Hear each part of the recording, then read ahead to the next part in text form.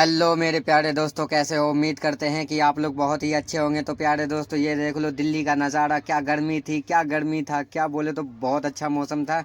लेकिन बारिश और आंधी तूफान इतना आया कि मत पूछिए, क्या मौसम बन गया। अभी तो बोले तो ठंडा ठंडा बहुत अच्छा लगा। तो दोस्तों, हम आज आप लोगों को कुछ दिखाना चाहते हैं, एक से बढ़कर एक गाड़ी, जो आपको हम दिखाएंगे। अभी लोडिंग अनलोडिंग में दिखाएंगे और दोस्तों से भी मिलवाएंगे। तो दोस्तों, वीडियो में बने रहिए, लगे रहिए, देखते रहिए और लाइक एंड सब्सक्राइब कीजिएगा। लेकिन और हो सके तो कमेंट सेक्शन में ज़रूर अपना राय हमें बताइएगा। तो प्यारे दोस्तों, हमारी वीडियो चालू हो चुकी है, तो आप लोग देखिएगा वीडियो और कमेंट सेक्शन में ज़रूर कुछ भेजिएगा कि जो कौन सी गाड़ी आपको पसंद आई है। अभी तो हम आपको एक एडवर्टाइज के तौर पे एक सैंपल सा दिखा रहे हैं। बाकी और सी भी बहुत ऐसी गाड़ियां हैं कि जो हम आप लोगों के नज़रों के सामने में पेश करने जा रहे हैं। तो आप लोग वीडियो में लगे रहिए। ओके गाइस, तो वीडियो आप ये देखिए। आप बढ़ते हैं कहानी की जानिब। शुरू करते हैं आज की कहानी। मैं ड्यूटी टाइम में अपने मरीजों का मुआयना कर रही थी जब मोबाइल पर अम्मी की कॉल आई। अम्मी का नंबर जगमगाता देखकर एक लम्हे को मेरे दिल की धड़कन बढ़े। लम्हे के हजारवें सेकंड में मैं समझ गई कि मैं अपनी माँ से जो फरमाइश करके आई थी, उसके बारे में आज अम्मी मुझे अपना फैसला सुनाने वाली थी। मैं अच्छी खासी बौखला गई। अगर उनका फैसला मेरे हक में ना हुआ तो? बेल मुतवातर बज रही थी, जिसकी वजह से मेरे मरीज परेशानी का शिकार हो रहे थे। मैंने अम्मी की कॉल अटेंड की और सलाम दुआ के बाद कहा, अम्मी अभी मैं मरीजों को देख रही हूं, आपको थोड़ी देर में कॉल करते हूं। मेरी बात पर अम्मी ने कहा, ठीक है, लेकिन जैसे ही फारिग हो ना, फौरन मुझे कॉल करना। ये कहकर अम्मी ने कॉल बंद की। कॉल तो बंद हो चुकी थी, मगर मेरा सारा सुकून गारत हो गया और मरीजों से मेरी तवज्जो भटक रही थी। मैंने गायब दिमागी से सब मरीजों का जैसे तैसे मुआयना करके उन्हें फारिग किया और ब्रेक लेकर कैफेटेरिया में चली गई। मेरा जहन मुंतशिर हो रहा था। दिल बस एक ही इल्तिजा कर रहा था कि मेरी माँ मेरी ख्वाहिश मान ले और इस रिश्ते के लिए हाँ कर दे जिससे मेरे दिल का मामला जुड़ा था। मेरे दिलो दिमाग पर डॉक्टर शाहराम पूरी तरह काबिज हो चुका था। शाहराम मेरा सीनियर डॉक्टर था। हाउस जॉब के लिए जब इस अस्पताल में आई तो जिस डॉक्टर के अंडर हमारा ग्रुप काम कर रहा था वो डॉक्टर शाहराम था। पहली मुलाकात में शाहराम मेरे दिल को भा गया। मैंने बहुत मुश्किल से उस पर से अपनी तवज्जो हटाई, मगर जब डॉक्टर शाहराम भी मेरी तरफ मुतवज्जह हुए तो उनकी आंखों में मुझे अपने लिए पसंदीदगी नजर आने लगे। तो मैंने भी अपने दिल की हालत डॉक्टर शाहराम पर अयां कर दी। अपने लिए मेरी पसंदीदगी जानकर डॉक्टर शाहराम बहुत खुश हुए थे। उस रोज उन्होंने मुझे अपने बारे में सब बताया और शादी का इंदिया दिया।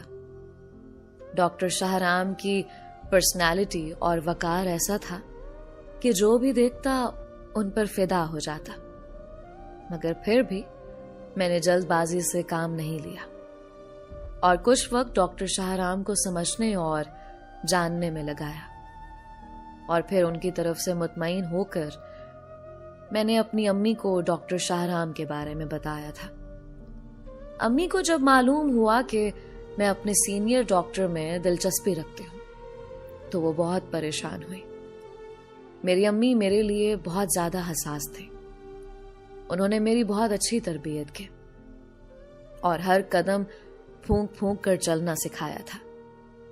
वो चाहती थीं कि मैं अपनी जिंदगी बहुत एहतियात से गुजारूं।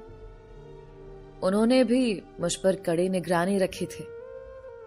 वो मौजूदा दौर और हालात से बहुत डरती थी। मैंने बिल्कुल वैसी जिंदगी गुजारी जैसी मेरी माँ चाहते थे। मैंने कभी अपनी माँ को शिकायत का मौका नहीं दिया। एक माँ के हवाले से ان کا وہم میں بہت اچھی طرح سمجھتے تھے۔ مجھے احساس تھا کہ بیٹیوں کی ماں بہت زیادہ حساس ہوتی ہے، اور میری امی تو کچھ زیادہ ہی وہم کرنے والی خاتون تھی۔ لہٰذا میں کبھی بھی اپنی راہ سے نہیں بھٹکی، صرف اور صرف اپنی پڑھائی پر فوکس رکھا۔ میری امی کو ڈاکٹرز بہت پسند ہے، وہ خود بھی ڈاکٹر بننا چاہتی تھیں، مگر کسی وجہ سے MBBS نہیں کر سکے، تو اب اپنا شوق میرے ذریعے پورا کر رہی تھی۔ مجھے بھی ڈاکٹر بننے کا بہت شوق تھا، اس لیے میں نے اپنی ماں کے شوق کو حقیقت میں بدلنے کے لیے دن رات محنت کی۔ میری ماں کی دعائیں اور میری محنت رنگ لائے، اور میڈیکل کی فیلڈ میں میرا ایڈمیشن ہوا تو میری ماں بہت خوش ہوئی تھی۔ زندگی میں پہلی بار میں نے ان کے چہرے پر مسکراہٹ دیکھی، ورنہ میری ماں ساری زندگی سنجیدہ رہی۔ مجھے ہاسٹل بھیجتے ہوئے بھی میری امی بار بار مجھے ہدایت کرتی رہی کہ میں اپنی راہ سے نہ بھٹکوں، نامحرم لڑکوں سے دوستی نہ کروں، اور جتنا ہو سکے مردوں سے الجھنے کے بجائے ان سے دور رہوں۔ میں ان کے اتنے وہم سے چڑھتی تھی، مگر کبھی کہا نہیں، جانتی تھی وہ ماں ہے، میرا بھلا ہی چاہتی ہیں۔ مگر ڈاکٹر شاہرام سے مل کر میں اپنی ماں سے کیا ہر وعدہ بھولنے لگے۔ دل کے کواڑ سختی سے بند تھے، مگر ڈاکٹر شاہرام نے میرے دل پر دستک دے ڈالے، اور ہزار احتیاط کے باوجود بھی میں اپنا دل ان پر ہار بیٹھے۔ وہ عام مردوں کی طرح تھے بھی نہیں جو ہر عورت کے ساتھ فری ہو جاتے۔ وہ بہت سنجیدہ مزاج اور اپنے کام سے کام رکھنے والے تھے، عورتوں کو ہمیشہ عزت اور احترام دیتے۔ جب کسی لڑکی سے مخاطب ہوتے تو اپنی نگاہیں نیچے رکھتے تھے۔ میری طرح ان کے دل پر بھی دستک دینے والی میں پہلی لڑکی تھی۔ انہوں نے ادھر ادھر کی بات کرنے کی بجائے سیدھا مجھے اپنی پسند کا بتایا اور مجھ سے شادی کی خواہش ظاہر کی۔ انہوں نے کبھی بھی مجھ سے کوئی چھچھوری حرکت نہیں کی، نہ فلمی ڈائیلاگز بولے، بلکہ ڈیوٹی ٹائم کے بعد بہت کم ہماری ملاقات ہوتی تھی۔ تبھی ان کی طرف سے مکمل تسلی کر لینے کے بعد جب چھٹی پر میں گھر گئی تو میں نے امی کو سب کچھ بتایا۔ ویسے بھی اپنی امی سے کچھ نہیں چھپاتی تھی۔ شاہرام کی پہلی ملاقات سے لے کر گزرے دنوں کی ایک ایک بات بتائی۔ میں جانتی تھی میری امی ناراض ہو جائیں گی، اور ایسا ہی ہوا تھا۔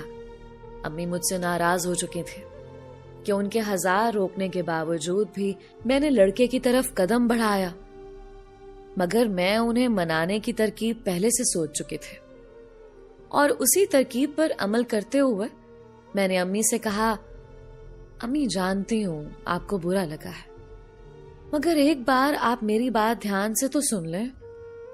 ڈاکٹر شاہرام نہیں تو کسی سے بھی آپ میری شادی ضرور کریں گی، اور میرے لیے بہترین رشتوں کی تلاش بھی کریں گے، اور ان کی چھان بین بھی۔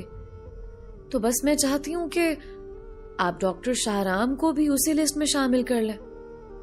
جو کچھ میں ڈاکٹر شاہرام کے بارے میں جانتی تھی میں نے آپ کو بتا دیا، ان کا رکھ رکھاؤ، انداز و اطوار سب بتا دیا، کچھ بھی نہیں چھپایا۔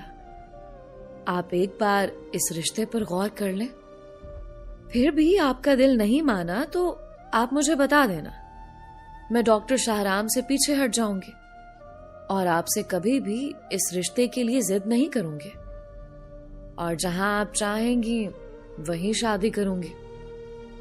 میری طرف سے آپ بے فکر رہیں۔ بس ایک آپشن کی طرح ڈاکٹر شاہرام کا آپشن آپ کے سامنے رکھا، باقی جو آپ کا فیصلہ ہوگا میں اس پر دل سے راضی ہوں۔ میری بات پر امی خاصی حد تک مطمئن ہوئی، اور ان کی مجھ سے ناراضی ختم ہو گئی تھی۔ میں ان سے تو یہ سب کہہ آئی تھی، مگر میرا دل دھڑک رہا تھا۔ اگر آج بھی انہوں نے ڈاکٹر شاہرام کے لیے انکار کر دیا تو میرا کیا ہوگا؟ میں نے تو ان کو کہہ دیا تھا کہ इतनी बड़ी बात नहीं है, मगर हकीकत ये नहीं थी। डॉक्टर शाहराम की मोहब्बत मेरे दिल में अपनी जड़ें मजबूत कर चुके थे। उनके बगैर रहने का तो तसव्वुर भी मुहाल था। कैफेटेरिया में बैठकर चाय पीने के बाद मैंने थोड़ी देर अपने दिमाग को पुरसुकून किया। दिल ही दिल में अल्लाह की मदद मांगी और अम्मी को कॉल मिलाए। हमेशा अपने हर मामले में अल्लाह को अपना हामी और नासिर बनाने के बाद मैं बहुत मुतमईन हो जाती थी, मगर आज फिर भी मेरे हाथ पैर फूल रहे थे। अम्मी जैसे मेरी कॉल के इंतजार में बैठी थी। पहली बेल पर उन्होंने कॉल रिसीव कर ली। मेरी खैर खैरियत पूछने के बाद कहने लगी, हो सके तो इस हफ्ते घर आ जाना, मैं तुम्हारा रिश्ता करना चाहती हूँ। अब मैं फोन रखती हूँ, अपना ख्याल रखना और खाना वक्त पर खाना।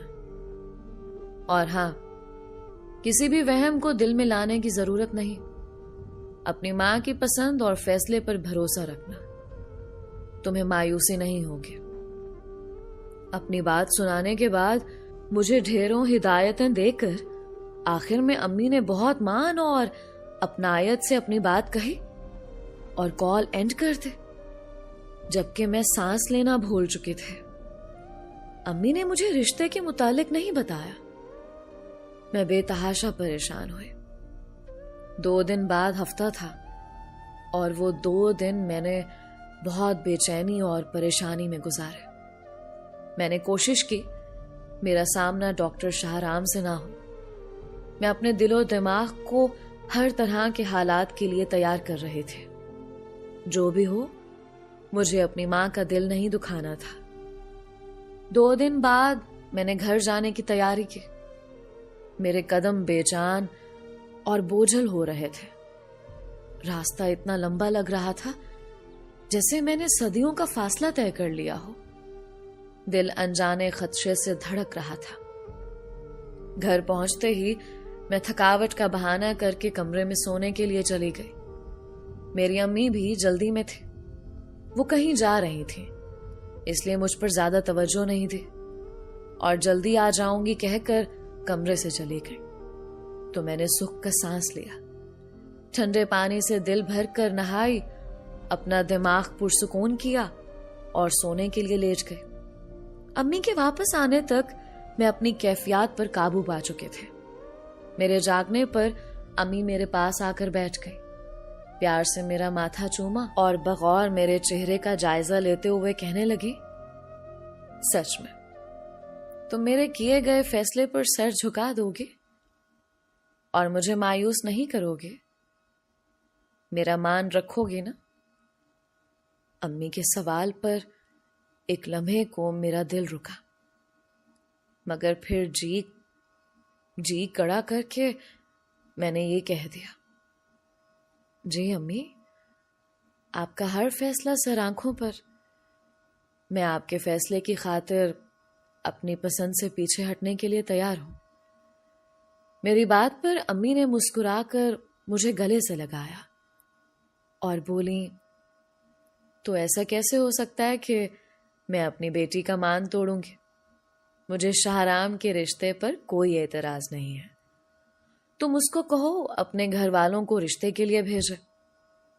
अगर उनके साथ भी मामलात ठीक रहे तो मैं तुम्हारा रिश्ता शाहराम के साथ कर दूंगी। अम्मी की बात सुनकर मेरा मुंह खुल गया। मैं उनसे ऐसी बात की तवक्को नहीं कर रही थी। मुझे तो लग रहा था कि वो शाहराम के रिश्ते को साफ इनकार कर देंगी, मगर उन्होंने ऐसा नहीं किया। मैं खुशी से चीखते हुए अम्मी के गले लग गई। मेरे पैर जमीन पर नहीं टिक रहे थे। मैं अल्लाह का शुक्र अदा करने लगी कि उस जात ने मुझे किसी बड़ी आजमाइश में नहीं डाला। मैंने खुशी खुशी शाहराम को बताया कि अम्मी को हमारे रिश्ते पर कोई एतराज नहीं है। वो चाहती हैं तुम अपने घर वालों को रिश्ते के लिए भेजो। मेरी बात पर शाहराम भी बहुत खुश हुए थे। यकीनन वो भी मेरी तरह परेशान थे। मैं उन्हें बता चुकी थी कि मेरी माँ जो फैसला करेगी मैं उसे कबूल करूंगी। मैं बहुत खुश थी। नहीं जानती थी کہ آنے والا وقت میرے لیے کیسی قیامت خیز گھڑی لائے گا۔ شاہرام کا اپنے والد کے علاوہ اور کوئی نہیں تھا۔ وہ باپ بیٹا ہمارے گھر آنے والے تھے۔ میں نے اور امی نے ان کے استقبال کی بہت اچھی تیاری کی۔ امی نے ان کے لیے بہت بہترین کھانے تیار کیے۔ وہ نہیں چاہتی تھیں کہ کوئی کمی رہ جائے۔ یوں تو ہمارا گھرانہ بھی خوشحال تھا، مگر ڈاکٹر شاہرام کا باپ کامیاب بزنس مین تھا۔ وہ پیسے اور رتبے کے لحاظ سے ہم لوگوں سے کہیں زیادہ اونچے تھے۔ اسی لیے امی گھبراہٹ کا شکار تھی، جبکہ میں مطمئن تھی، کیونکہ شاہرام نے بتایا تھا ان کے والد نے پہلی فرصت میں ان کے پسند کی لڑکی کو قبول کر لیا تھا۔ انہیں اپنے سے کم گھرانے میں رشتہ لانے پر کوئی اعتراض نہیں تھا۔ وہ تو بس اپنے بیٹے کے سر پر سہرا سجانا چاہتے تھے۔ میں بہت بے چینی سے ڈاکٹر شاہرام اور ان کے والد کا انتظار کر رہی تھی۔ پھر جب وہ لوگ پہنچے تو میں نے انہیں ڈرائنگ روم میں بٹھایا اور امی کو بلانے گئے۔ مہمانوں کی آمد کا سن کر وہ اپنا حلیہ درست کرنے گئے۔ شاہرام کے والد مجھے بہت محبت سے ملے تھے۔ ان کی آنکھوں میں مجھے اپنے لیے پسندیدگی صاف نظر آ رہی تھی۔ اب تک سب ٹھیک تھا۔ میں شرماتے ہوئے اپنے اندرونی جذبات پر قابو پانے کی کوشش کر رہی تھی۔ تبھی میری امی ڈرائنگ روم میں داخل ہوئیں اور مہمانوں پر نظر پڑتے ہی ان کے چہرے کا رنگ خطرناک حد تک زرد پڑ گیا۔ وہ پتھر کی ہو گئے۔ کچھ ایسا ہی حال ڈاکٹر شاہرام کے والد کا بھی تھا۔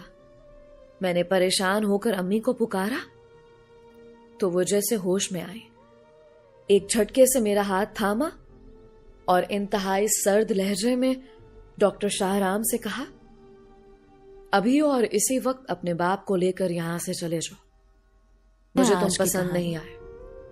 میں اپنی بیٹی کا شوہر اس سے محبت کرتا تھا، مگر جب اسے پتا چلا کہ زرینہ یتیم بچوں کی کفالت کر رہی ہے تو اسے بہت غصہ آتا اور اسے مارنے لگ جاتا کہ تم میری محنت کی کمائی اڑا رہی ہو۔ زرینہ کو اتنا مارا کہ اس کا بچہ ضائع ہو گیا۔ تب زرینہ کے شوہر نے اسے معافی مانگے اور کہا، دوبارہ نہیں روکوں گا، جو چاہو کرو۔ اب زرینہ چھپ کر بچوں کی مدد کرتے، ان کو اسکول میں ڈالا۔ جب زرینہ کے بچے جوان ہوئے تو لالچے نکلے، ماں باپ کو گھر سے نکالا۔ تب ان یتیم بچوں نے، کہاں گئی تھی تم؟ کب سے تمہارا انتظار کر رہا ہوں، بتاؤ مجھے کہاں سے آ رہی ہو؟ زرینہ گھر میں داخل ہونے کے بعد چہرے پر آیا پسینہ اپنی چادر کے پلو سے صاف کر رہی تھی۔ جب اپنے شوہر کی پاٹدار آواز سنائی دی تو دل اچھل کر حلق میں آ گیا۔ آواز اتنی اچانک اور قریب سے تھی کہ اس کے ہوش اڑ گئے۔ اس نے خوفزدہ نظروں سے اپنے شوہر کی جانب دیکھا۔ وہ حیران تھی، آج اس کے شوہر ماجد جلدی گھر کیسے آ گیا تھا؟ اس وقت وہ اپنی دکان پر ہوتا ہے۔ اپنی طرف سے زرینہ بھاگم بھاگ وقت پر گھر پہنچی تھی۔ ماجد کے آنے میں ابھی بہت وقت تھا، مگر برا ہوا اس قسمت کا جو آج خراب نکلے، اور ماجد وقت سے پہلے گھر آن پہنچا۔ اب اس کے تیور بتا رہے تھے کہ آج زرینہ کی خیر نہیں۔ گونگی کیوں ہوئی کھڑی ہو؟ بولتی کیوں نہیں؟ کیا پوچھ رہا ہوں میں تم سے؟ خاموش کھڑی زرینہ کی خاموشی پر ماجد مزید بھڑک گیا اور اس کا بازو دبوچے غرا کر بولا۔ زرینہ گھبرا کر وضاحت دینے لگے، کہیں نہیں جی، وہ بس میں بطول کے بچوں کو ایک نظر دیکھنے گئی تھی۔ اس کی لڑکی کو آج بڑا تیز بخار تھا اور الفاظ زرینہ کے منہ میں تھے۔ جب ماجد نے ایک زوردار تماچا زرینہ کے منہ پر رسید کیا، تھپڑ اتنی اچانک اور زور کا پڑا تھا کہ زرینہ سنبھل نہیں سکے اور دور جا گرے۔ منع کیا تھا نا تجھے، بھوکے ننگوں کی فکر کرنے کی ضرورت نہیں ہے، وہ ہمارا درد سر نہیں ہے۔ میں نے نہیں مارا ان کی ماں کو جو تو میری کمائی اس طرح غیروں پر لٹائی چلے جاتی ہے۔ کتنی بار سمجھایا ہے تجھے میں اپنی اولاد کے لیے کماتا ہوں، ان لاوارثوں کے لیے نہیں، مگر جانے کیوں تجھے میری بات سمجھ نہیں آتی۔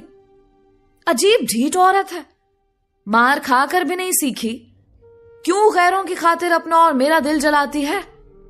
گھر کا سکون برباد ہو گیا ہے، مگر تجھے ذرا بھی احساس نہیں۔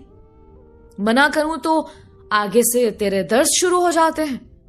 بڑی آئی تو اللہ والی، کما کما کر میری ہڈیاں گھس گئیں، مگر تجھے شرم نہیں آتی؟ بجائے اس کے میرا پیسہ سنبھال کر تو سارا پیسہ بہا آتی ہے، جان عذاب میں ڈال رکھی ہے تو نے۔ بطول کے بچوں کا سن کر تو ماجد کے سر پر خون سوار ہو چکا تھا۔ وہ بنا سانس لیے زرینہ کو جانوروں کی طرح پیٹے جا رہا تھا اور اس کی زبان بھی متواتر چل رہی تھی۔ ماجد کی بے حسی پر زرینہ خون کے آنسو بہا کر رہ گئی تھی۔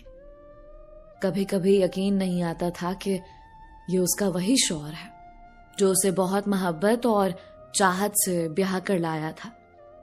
اس کے در کے ایڑیاں گھسالیں تب کہیں جا کر زرینہ کا رشتہ اسے میسر آیا تھا۔ شادی کی پہلی رات ماجد نے کہا تھا، تجھے ساری زندگی پھولوں کی سیج میں رکھوں گا، بہت منتوں مرادوں سے ملی ہے مجھے۔